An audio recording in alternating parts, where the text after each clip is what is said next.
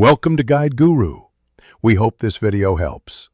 You start by backing up important data and creating a full disk image so you can restore if needed. Once done, shut down, unplug the PC, and press the power button for a few seconds to discharge residual power. Make sure to put on an anti-static wrist strap or ground yourself. This prevents component damage. Now remove the side panel and locate the drive bay or M2 slot. This is where you'll install the new SSD, so verify connector type and available space before proceeding.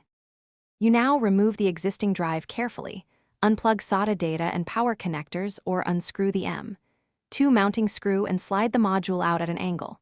Once the old drive is free, handle the new SSD by its edges and align it to the connector, SATA plugs or the M2 notch must match.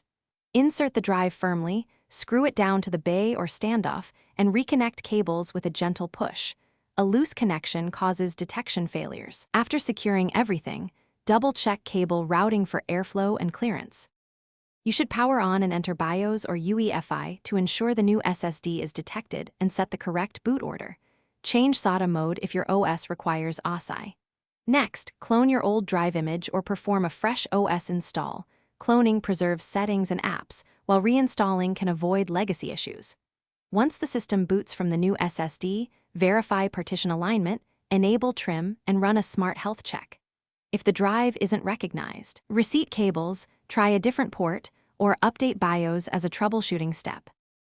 Thanks for watching. Consider subscribing if we helped you today.